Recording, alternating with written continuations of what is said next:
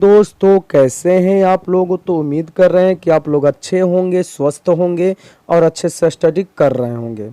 तो बच्चों आज के लेक्चर में हम लोग एसएसटी यानी सोशल साइंस का 80 ऑब्जेक्टिव क्वेश्चन करने वाले हैं। तो जल्दी से सब लोग तैयार हो जाओ, ठीक है। 80 क्वेश्चन प्लस नहीं 80 क्वेश्चन करने वाले हैं और यह क्वेश्चन परीक्षा के दृष्टि से बहुत ज़्यादा इम्पोर्टेंट होने वाला है। तो आप लोग क्लास को पूरा एकदम क्या करें, शुरू से अंत तक देखें। ऐसा नहीं है कि आप लोग शुरू में 5 क्वेश्चन पढ़े और चले गए तो इससे कुछ सीख नहीं मिलेगा। भाई किसी भी चीज़ को सीखने के लिए थोड़ा सा तो टाइम आपको देना ही पड़ेगा। तो आप अपना टाइम जो है, तो आइए चलते हैं पहला क्वेश्चन की तरफ डियर।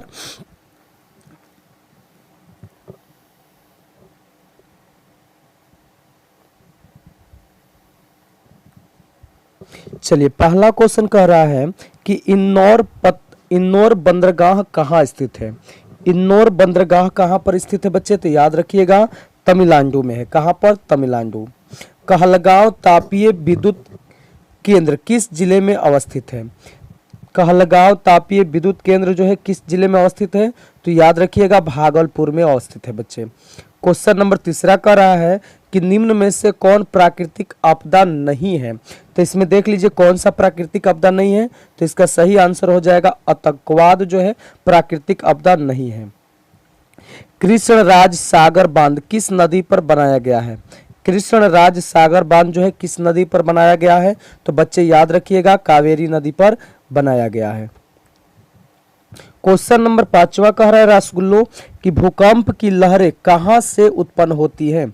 आपको बताना है रसगुल्लो की भूकंप की लहरें कहां से उत्पन्न होती है, तो वह उत्पन्न होती है केंद्र से। कहां से बच्चों, तो केंद्र से उत्पन्न होती है, ठीक है। निम्न में से भूकंप तरंग मापने वाला यंत्र कौन है। इसमें बताना है कि कौन जो है भूकंप तरंग मापने वाला यंत्र है। तो सिस्मोग्राफी से हम लोग क्या मापते हैं, भूकंप तरंगे मापते हैं, याद रखिएगा। 7वां नंबर क्वेश्चन कर रहा है कि कृषि सुखाड़ होता है। तो कृषि सुखाड़ क्यों होता है बच्चे, तो जल के अभाव के कारण। जल नहीं रहेगा तो कृषि सुखाड़ हो जाएगा। अगला है निम्न में से कौन सा क्षेत्र भूकंप या सुनामी से अधिक प्रभावित होता है। कौन सा क्षेत्र भूकंप और सुनामी से अधिक प्रवाहित होता है, मतलब प्रभावित होता है, उस पर असर पड़ता है। तो याद रखिएगा रसगुल्लो क्या होगा, भूपटलीय दरार के क्षेत्र, ठीक है, के क्षेत्र में। अगला क्वेश्चन देखते हैं रसगुल्लो। क्वेश्चन नंबर 9 कह रहा है 1921 में सरकार द्वारा गठित राजस्व आयोग के अध्यक्ष कौन थे। 1921 में सरकार द्वारा गठित राजस्व आयोग के अध्यक्ष जो थे वह कौन थे, तो याद रखिएगा इब्राहिम रहीम तुल्ला थे। क्या हो जाएगा रसगुल्लो, ऑप्शन नंबर ए होगा। भारत में प्रथम औद्योगिक नीति की घोषणा कब की गई, तो याद रखिएगा 1948 में की गई थी। कब, 1948 में। 1929 की आर्थिक मंदी की सबसे बुरा प्रभाव यानी असर किस देश पर पड़ा। 1929 में तो किस देश पर पड़ा, तो अमेरिका पर। याद रखिएगा बच्चे किस देश पर पड़ा, तो अमेरिका पर सबसे ज्यादा बुरा प्रभाव पड़ा। युद्धों पर पुनः निर्मित के लिए पैसे का इंतजाम कितने हेतु किस संस्था का गठन हुआ। यानी युद्धों पर, यानी जब युद्ध होता है तो उसका पुनः निर्माण के लिए पैसों का इंतजाम जो है करने के लिए कोई संस्था की गठन की गई। उस संस्था का क्या नाम है, तो याद रखिएगा विश्व बैंक। क्या बच्चे, विश्व बैंक, ठीक है। चलो अगला देखते हैं क्वेश्चन। क्वेश्चन नंबर देखिए 13 नंबर क्या कर रहा है, कह रहा है कि यूरोपीय आर्थिक संघ की मुद्रा क्या है।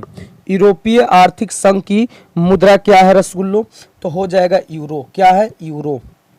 न्यू इंडिया समाचार पत्र किसने शुरुआत किया। न्यू इंडिया समाचार पत्र जो है किसने शुरुआत किया था, याद रखिएगा रसगुल्लो, किसने, एनी बेसेंट ने।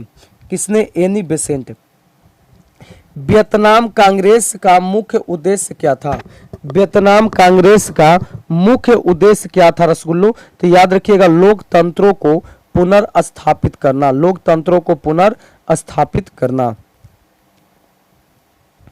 सिकंदर जो था, सिकंदर कहाँ का निवासी था?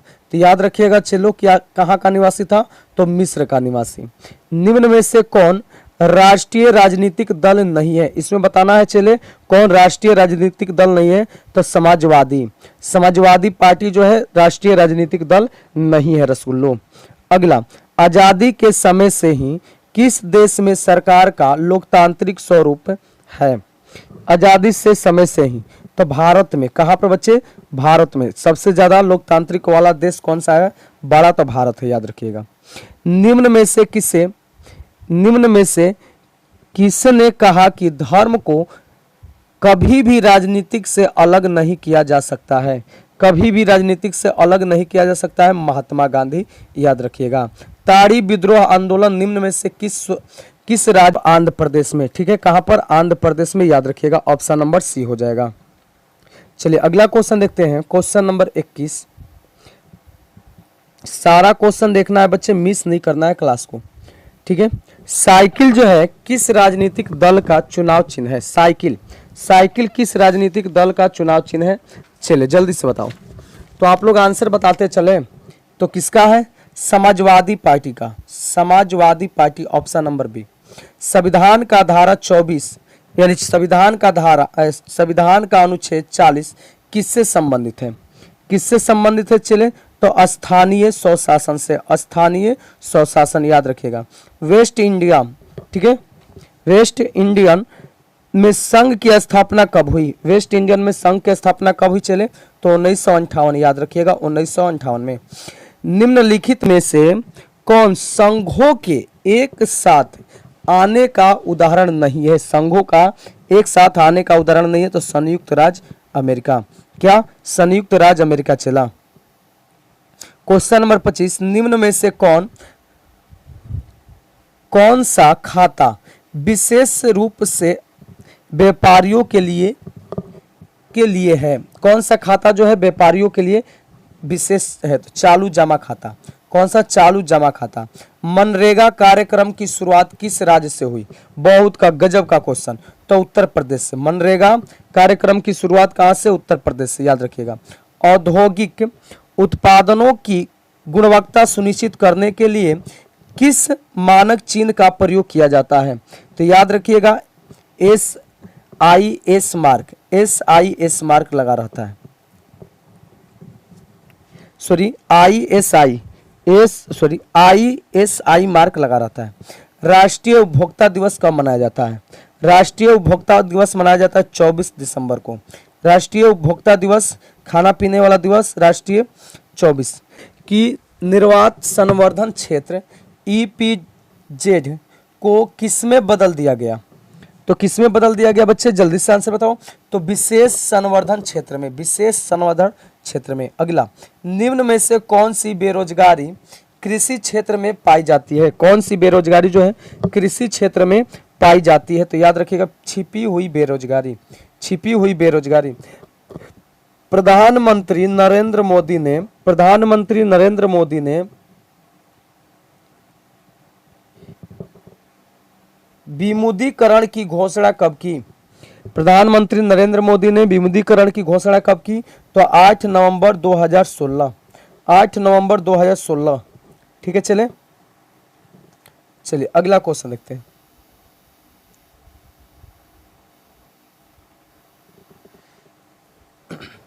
बत्तीस नंबर, भारत में मौद्रिक नीति का निर्धारण कौन करता है? भारत में मौद्रिक नीति का निर्धारण कौन करता है?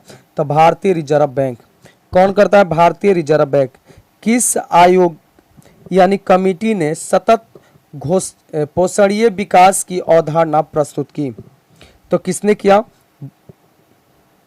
ब्रुंटलैंड्स आयोग ने, ब्रुंटलैंड्स आयोग ने। अगला क्वेश्चन देखते हैं डियर। निम्न में से पुरानी जलोढ़ मिट्टी को क्या कहते हैं? तो बांगड़ कहते हैं, नई को खादड़ कहते हैं, याद रखिएगा। प्रथम राष्ट्रीय जल नीति कब लागू हुआ? वह लागू हुआ सितंबर 1987 में, सितंबर 1987 में, याद रखिएगा। जिम कार्बोनेट राष्ट्रीय उद्यान जो है कहाँ है, किस राज्य में है, तो याद रखिएगा यह है कहाँ पर है, उत्तर प्रदेश में। कहाँ पर है बच्चे, उत्तर प्रदेश में। भारत का सबसे छोटा जैवमंडल रिजर्व कौन सा है, भारत का सबसे छोटा कौन सा है बाबू, डिब्रू सेखोवा, डिब्रू सेखोवा। आगे क्वेश्चन नंबर 38, क्यूनाइट का उपयोग होता है किसमें, क्यूनाइट का उपयोग किसमें होता है बच्चे, तो क्यूनाइट का उपयोग किसमें होता है चेला, तो मलेरिया में। क्यूनाइट का उपयोग किसमें होता है, मलेरिया। भारत में कितने सार्वजनिक क्षेत्र के तेल परिकरण केंद्र कार्य कर रहे हैं, तो कितने, तो 18, याद रखिएगा कितने बच्चे, 18। कितने लाल, तो 18। अगला क्वेश्चन कर रहा है, भारत के प्रथम जल विद्युत संयंत्र की स्थापना कहाँ की गई, कहाँ पर की गई थी बच्चे, तो दार्जिलिंग में। कहाँ पर, दार्जिलिंग। अगला, भारत में रेलवे और टेलीग्राफ लाइन की शुरुआत किनके शासनकाल में हुई, किनके शासनकाल में हुई बच्चे, तो लॉर्ड डलहौजी के शासनकाल में। याद रखिएगा, लॉर्ड डलहौजी के शासनकाल में।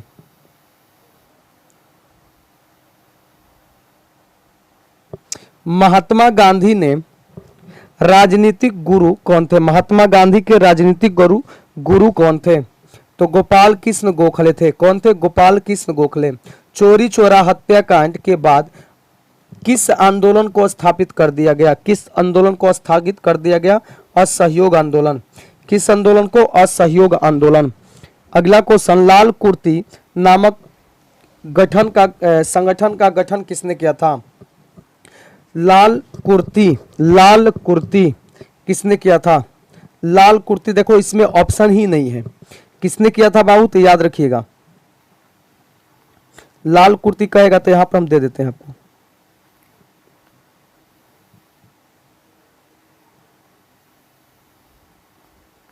किया था गैरीवाल्डी।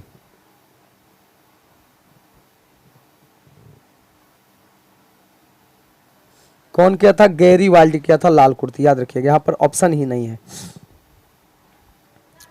अगला क्वेश्चन कह रहा है कि लखनऊ समझौता किस वर्ष हुआ, लखनऊ समझौता हुआ था 1916 में, याद रखिएगा। इंडिया, अगला क्वेश्चन कर रहा है लाल कि इंडिया, ठीक है, स्टेट यूटिरी कमीशन के अध्यक्ष कौन थे, तो जॉन साइमन थे। कौन, जॉन साइमन। सवेज नहर कब खोला गया, सवेज नहर को कब खोला गया बच्चे, तो सवेज नहर को खोला गया बच्चे कब, 1869 में, 69 में। भारत में प्रथम सूती वस्त्र उद्योग कहाँ स्थापित किया गया, भारत में पहला सूती उद्योग स्थापित कहाँ पर किया गया, तो कोलकाता में, ठीक है, कोलकाता, लेकिन सफल नहीं रहा। निम्न में से कौन भारतीय बहुराष्ट्रीय कंपनी है, बहुराष्ट्रीय कंपनी है, भारतीय बहुराष्ट्रीय कंपनी कौन सा है इसमें, तो कौन सा है बाबू, इन्फोसिम। कौन है, इन्फोसिस, इन्फोसिस। अगला क्वेश्चन देखते हैं, क्वेश्चन नंबर 50 कर प्रत्यक्ष विदेशी निवेश का, प्रत्यक्ष विदेशी निवेश का सर्वाधिक लाभ किस क्षेत्र को मिला है, किस क्षेत्र को मिला है, तो याद रखिएगा सेवा क्षेत्र को सबसे ज्यादा लाभ मिला है। वैश्वीकरण का नकारात्मक प्रभाव निम्न में से किस क्षेत्र पर देखा गया, वह देखा गया बेरोजगारी के क्षेत्र पर। कहां पर, बेरोजगारी के क्षेत्र पर। अगला क्वेश्चन, गरीबी रेखा निर्धारित हेतु ग्रामीण क्षेत्रों के लिए प्रति व्यक्ति प्रतिदिन न्यूनतम कितनी कैलोरी निर्धारित की गई है। गरीबी रेखा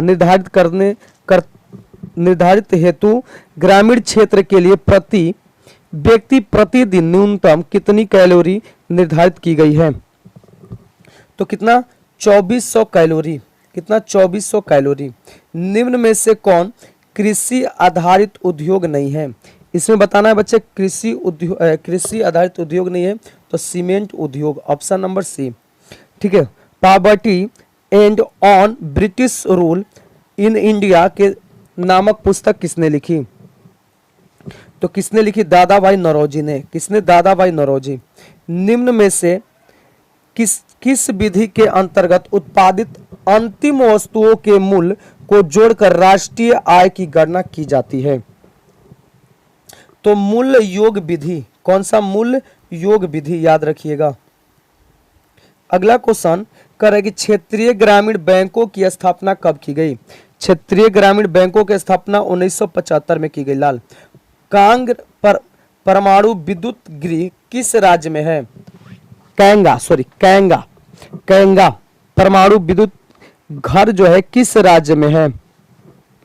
तो वह आपका है बाबू कर्नाटक में। कहा? कर्नाटक। भारत के किस राज्य में सौर ऊर्जा के विकास की सर्वाधिक संभावना है? तो राजस्थान में, याद रखिएगा। निम्न में से कौन रोपण फसल का उदाहरण है? रोपण फसल का उदाहरण है तो इनमें से सब क्या है? रोपण फसल के ही उदाहरण हैं। करें निम्न में से कौन दलहनी फसल वायुमंडलीय नाइट्रोजन का स्थिरीकरण नहीं करता है? सब नाइट्रोजन का स्थिरीकरण करते हैं, लेकिन एक जो है राजमा क्या करता है? नाइट्रोजन का स्थिरीकरण नहीं करता है। भारत में बम्पर स्टॉप कौन बनाता है?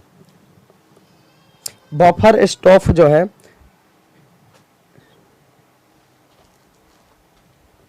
बफर स्टॉक कौन बनाता है? भारत में बफर स्टॉक कौन बनाता है बच्चे? जल्दी से बताओ।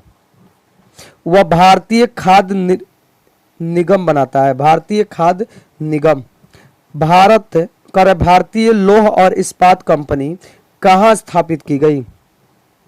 तो वह स्थापित की गई कहाँ पर बच्चे? बर्नपुर में। कहाँ पर? बर्नपुर में। मध्य रेलवे का मुख्यालय कहाँ स्थित है? तो वह है मुंबई। मध्य रेलवे का मुख्यालय कहाँ है? तो मुंबई में। लाल। मध्य रेलवे का मुख्यालय कहाँ पर है? तो वह मुंबई में है। क्लियर है? चलिए अगला क्वेश्चन की तरफ बढ़ते हैं। कौन सा राष्ट्रीय जलमार्ग इलाहाबाद को हल्दिया से जोड़ता है? इलाहाबाद को हल्दिया से जोड़ता है तो राष्ट्रीय राजमार्ग संख्या 1। ठीक है। फ्रांसीसी क्रांति कब हुई? फ्रांसीसी क्रांति कब हुई? तो 1789 में। मेजनी का संबंध किस संगठन से था? कार्बोनरी से। याद रखिए कहां से? कार्बोनरी से था मेजनी का संबंध। राष्ट्रीय आंदोलन का केंद्र जेना विश्वविद्यालय कहां स्थित है? तो कहां पर स्थित है बच्चे? वह है जर्मनी में। कहा? जर्मनी में। कोथूर का संबंध किस देश से है? कोथूर का संबंध जो है किस देश से है? तो हंगरी से। कहा? हंगरी। हंगरी की भाषा म्यांमार है। रूस में प्रतिनिधित्व संस्था ड्यूमा का गठन कब हुआ? तो कब हुआ था बच्चे? 1905 में। याद रखिएगा कब? 1905 में हुआ था। अगला क्वेश्चन कह रहा है किस संधि के तहत रूस प्रथम विश्व युद्ध से बाहर हो गया? किस संधि के तहत?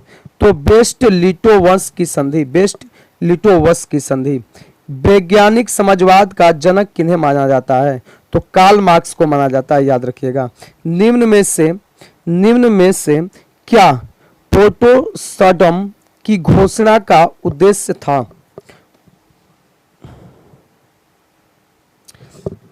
क्या था भाई? तो जापान का आत्मसमर्पण। जापान का आत्मसमर्पण।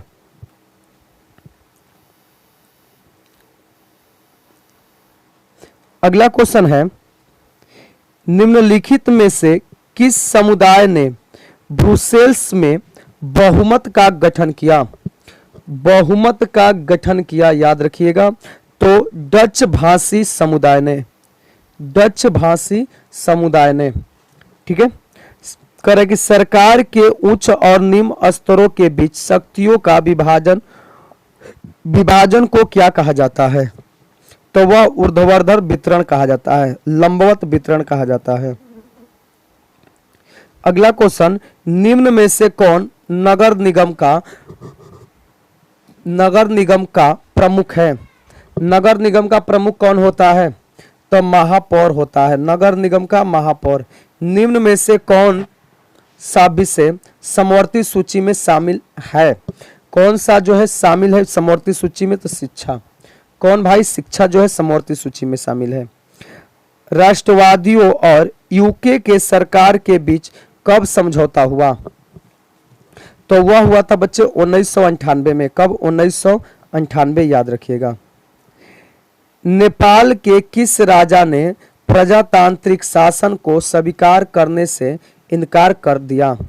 तो कौन सा राजा था? राजा ज्ञान थे। कौन? ज्ञानेंद्र, राजा ज्ञानेंद्र। कौन? राजा ज्ञानेंद्र, याद रखिएगा। समकालीन विश्व में सरकार का सबसे लोकप्रिय रूप क्या है? सबसे लोकप्रिय रूप क्या है? तो लोकतंत्र है। आगे, निम्न में से किस देश में एक दलीय प्रणाली है? एक दलीय प्रणाली कौन सी है बाबू? तो वह है चीन। क्या? चीन। तो ध्यान दीजिएगा, जो भी बच्चे आप लोग का 8 बजे रात में, ठीक है, 8 बजे रात में रोज लाइव क्लास चलता है, वहां आकर आप लोग क्लास क्या कर सकते हो? मेंशन कर सकते हो, पढ़ सकते हो। ठीक है, तो मिलते हैं अगले सेशन में, तब तक के लिए जय हिंद, जय भारत।